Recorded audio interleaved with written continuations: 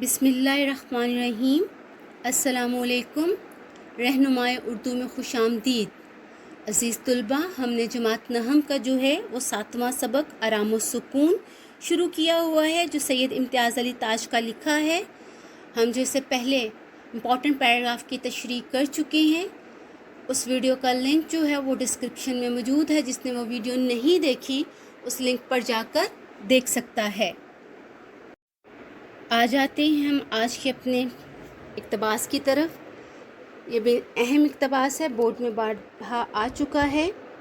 छोड़ अपनी पट पट को, बच्चा रोने लगता है। अब ये जो ब्रैकेट लिखे हुए हैं अल्फाज, इस ब्रैकेट को उर्दू में कोसैन कहते हैं। ब्रैकेट को क्या कहा जाता है? कोसैन।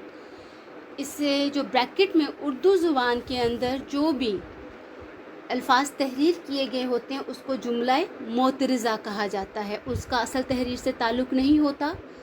सीन को वाज़ह करने के लिए, बात को जो है एक्सप्लेन करने के लिए ब्रैकेट में जो है वो लफ्ज़ लिख दिए जाते हैं, कोसैन में लफ्ज़ लिख लिए जाते हैं, तो उसको क्या कहा जाता है? जुमला मोतरज़ा। ठीक है। चुप नामुराद, नामुराद बदबख्त। इतना ख्याल नहीं आता, अब्बा बीमार पड़े हैं। डॉक्टर ने कहा शोरगुल ना हो, शोरगुल, शोर शराबा, हंगामा, इन्हें तकलीफ़ होती है। चुप, खबरदार, जो आवाज़ निकाली। गला घोंट डालूंगी, गला घोंट डालूंगी, गला दबा दूंगी। मार डालना, बच्चा रोने की नाकाम कोशिश करता है। फिर ये देखें, ये वर्ड जो हैं वो ब्रैकेट में लिखे हुए हैं, यानी कि कोसैन में लिखे हुए हैं। तो ये क्या है? जुमला मोतरज़ा। कमबख्त, कमबख्त, बदबख्त का जो खेल है वो ऐसा ही बेढंगा है, बेढंगा, बेतरतीब, निराला। चल उधर नहीं चुप होगा तू, खींचती हुई ले जाती है। मियाँ इस हंगामे से जिच होकर तंग आकर, परेशान होकर कराहे जा रहे हैं। बीवी की आवाज़ गायब होते ही कमरे में झाड़ू फिरने की आवाज़ आने लगती है।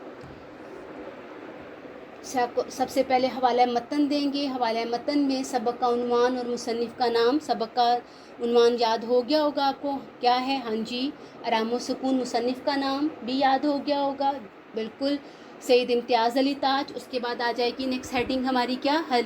हल्ले लुग़ो या ख़त कशीदा अल्फाज के मानी। मुश्किल अल्फाज के मानी तहरीर करेंगे। वो सारे मुश्किल अल्फाज के मानी मैंने आपको मार्क करा दिए हैं, मानी बता दिए हैं। सियाको सबाक भी जमाली सबक का करवाया जा चुका है पहली वीडियो में। जिसने वो नहीं देखी जो है वो प्लेलिस्ट में जाकर उसको देख सकता है।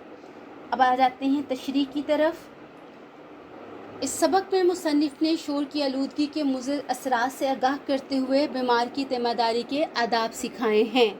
ज़ेर नज़र तशरीह में बताया गया है कि मियाँ अशफाक बीमार हैं। डॉक्टर साहब उन्हें मुकम्मल आराम का मशवरा देते हैं और बेगम साहबा को जो है वो ताकीद करके जाते हैं कि उनके पास जो है बिल्कुल भी शोर शराबा नहीं होना चाहिए। बेगम साहबा जो हैं उन्हें आराम पहुंचाने के चक्करों में मुसलसल खुद ही बोलती रहती हैं। कभी घरेलू मुलाजिम को डांटती हैं, कभी बाहर सक्का आ जाता है उसको डांटती हैं कि बाहर से जो है खिलौना गाड़ी की जो है बेहंगम शोर उसका शुरू हो जाता है। बेगम जो मियाँ हैं उस आवाज़ से आजिज़ आ जाते हैं और बीवी को कहते हैं कि इसको जाके चुप कराओ, इसका शोर जो है मुझे बहुत ज़्यादा तंग कर रहा है।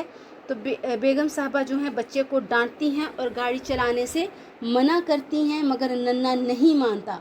तो बेगम जो है उसके पास जाती हैं और उसको जो है ज़बरदस्त किस्म का डांटती हैं। बेगम की डांट सुनकर जो है बच्चा रोने लगता है और जो पहले शोर थोड़ा कम था अब बहुत ज़्यादा हो जाता है। तो बेगम साहबा उसे और ऊंची आवाज़ में जो है वो डांटना शुरू कर देती हैं कि नामुराद, बदबख्त, खामोश हो जाओ। तुम्हें इतना भी ख्याल नहीं कि तुम्हारा बाप बीमार पड़ा है।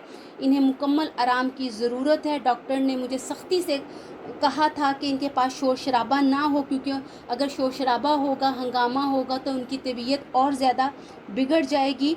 लेकिन बच्चा जो है वो मुसलसल रोता रहता है, खामोश नहीं होता।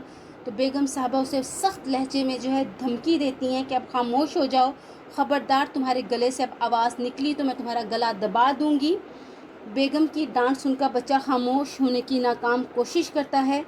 बेगम उसे डांटती है, मज़ीद डांटती है, शोर करती है कि कमबख्त का कोई खेल भी जो है वो सलीके वाला नहीं है, हर खेल ही बेढंगा बेतरतीब है, गाड़ी से बेहंगम शोर व गुल ही पैदा होता रहता है मगर तुम्हारा दिल जो है नहीं बढ़ता।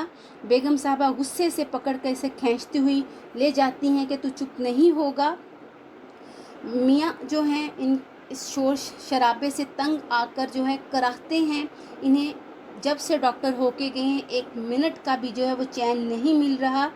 जैसे ही बेगम की आवाज़ दूर होती है थोड़ा सा सुकून होने ही लगता है कि कमरे में जो है कोई झाड़ू देना शुरू कर देता है। अब वो और उससे आजिज़ आ जाते हैं। ठीक हो गया, ये हो गई इस पैराग्राफ की तशरीह 7वें पैराग्राफ की। अब आ जाते हैं हम इसे नेक्स्ट पैराग्राफ की तरफ।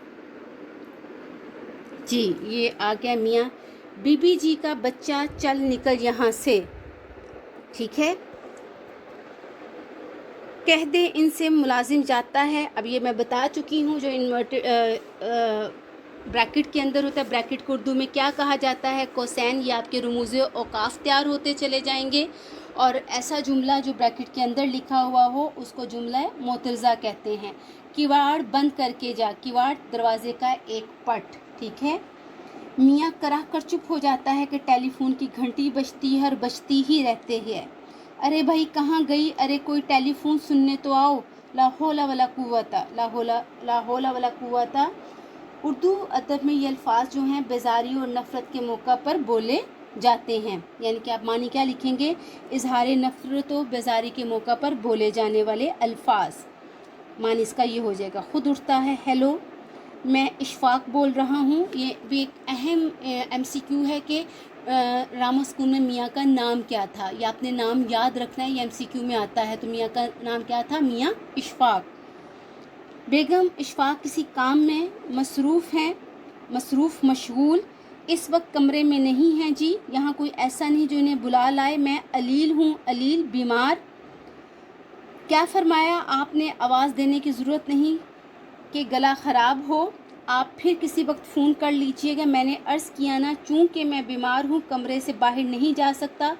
ज़ोर से फ़ोन बंद करता है। बदतहज़ीब गुस्ताख कहीं की ना हो, बदतहज़ीब उजट गंवार गैर मुहज़्ज़ब गुस्ताख बदतमीज़, ठीक है।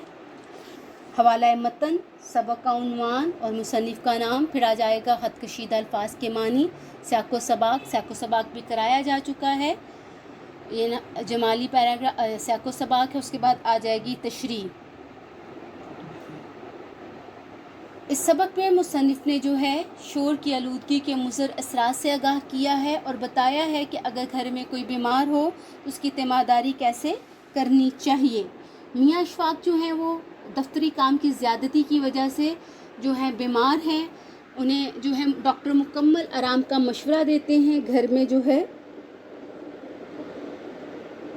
एक जो है हंगामे की कैफियत बरपा है। बीवी जो हैं मियाँ को आराम पहुँचाने की चक्करों में सबको डांटती हैं कि कोई शोर ना करे, हालांकि वो खुद बहुत ज़्यादा शोर कर रही होती हैं। कभी घरेलू मुलाजिम लल्लू को डांटती हैं, कभी सक्के को डांटती हैं। बाहर उनका बेटा जो है वो खिलौना गाड़ी से शोर करता है तो उसको डांटती हैं। बड़ी मुश्किल से भी ये शोर हंगामा जो है वो ठंडा नहीं होता। मियाँ जो है आराम करने की कोशिश करते हैं कि कमरे में झाड़ू देने की आवाज़ आती है। मियाँ अपनी बीमारी की वजह से जो हैं वो चिड़चिड़े हो गए हुए हैं और उन्हें जो है सुकून चाहिए। जिस कदर वो घर के हालात और तीमारदारी के तरीके से ज़्यादा चिड़चिड़ा हो गया था। बीबी मुलाजिम से पूछते हैं कि ये क्यों झाड़ू दे रहे हो, तो जो है मियाँ को जो है मुलाजिम बताता है कि बीबी का हुक्म है कि सफाई करनी है। तो वो उनसे डांटते हैं कि यहाँ से निकल जाओ, बुरी तरह से डांटते हैं कि कमरे से फ़ौरन निकल जाओ। अगर मुलाजिम जो है वो डरता है कि बीवी उसे सफाई ना करने पर डांटेगी, लेकिन वो सख्ती से मुलाजिम को जो है यहाँ से भेज देते हैं। मुलाजिम के जाने के बाद मियाँ कमरे का दरवाज़ा बंद करके लेट जाते हैं कि थोड़ी ही देर बाद जो है टेलीफोन की घंटी बजती है और मुसलसल बजती ही रहती है।